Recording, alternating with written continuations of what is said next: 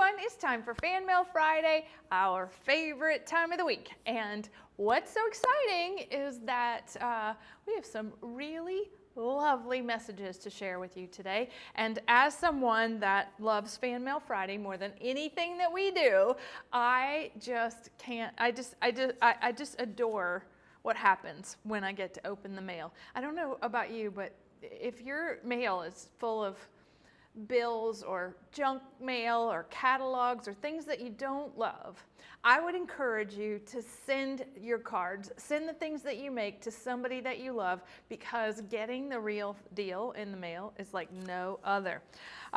We got to hear from Anita this week, and look how beautiful, even the envelope is gorgeous. She is just the sweetest of the sweet.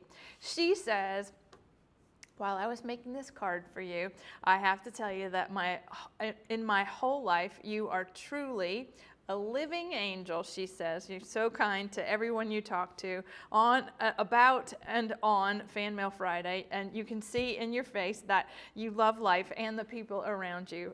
May God bless you in all that you do for others and yourself. So,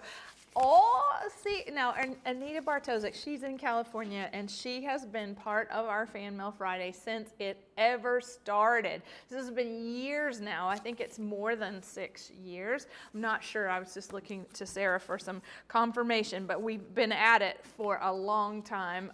It's probably more than 6 by now. Thanks, Anita, for always being with us. Now, next, I got to hear from Cindy, who absolutely loves the May Mystery Box, and she tells me all the things that she loves from it. She even starts out for, it certainly did not disappoint. Then she lists every last thing down to the foam tape, how great it was. And she's looking forward to next month. So how exciting. Our mystery boxes are something that launch at the beginning of each month, we ship at the end of each month, and our June mystery box, it may be sold out by now. If our website says sold out, then it is sold out, but there were a few spots that opened up for June. But for the most part, there are thousands of people on the mystery box, and they started with us 4 months ago as an auto ship, and that is so exciting. When we think about the people in our lives, right, and the things that they love, right, I got to hear from Michelle. And so first of all, she made this beautiful card, and this is her rose on the inside. And so what's so beautiful about it, she says, I know you like roses. Here's a picture of my yellow rose tree. Her mom always loved yellow roses. And this is at the end of her letter. The main part of her letter is that she did Crop at Home 4, and it was her first time ever being in an event with us. And she actually won the box, and she received it. She said she got tears in her eyes. She did all the prep videos. She got tears in her eyes. She joined us on day 1 of Crop at Home 4 and got tears in her eyes. And she said the projects pushed her all the way to the edge, but we didn't leave her there. We took care of her all the way to the end. So she has she's done with her scrapbook using Phoebe in Virginia, and then she put the faded rose in another scrapbook. So, Michelle, I'm glad to close the loop. I'm glad to hear that your experience was a good one, and we can't wait to see what you've made. I hope you'll share it with us. Okay. Joan writes, I hope this gets there in time for Fan Mail Friday. Red's her favorite color, and boy, did it. Look at that. The Paper Shoes craft box, finishing school craft box with Hermosa, our members-only, beautiful members-only paper crafting collection from our multicultural series. That is something else, and I love looking at it. I love the red foil with it. Everything is adorable. So thank you, Joan, for doing that and sending it to us. Speaking of something that arrived in time for Fan Mail Friday, but then something that didn't, this beautiful card, it says, you are so thoughtful. It is an easel card, says thank you. This was sent to us by Maggie Barnett, April 11th. And what is today? Mid-June. Isn't that something? And even posted in Anchorage on April something. I tell you, I tell you, that's June, right? April. So 8 weeks to get here. First class postage. Lots of stamps, lots of forever stamps right there. But Miss Maggie, you are such a dear.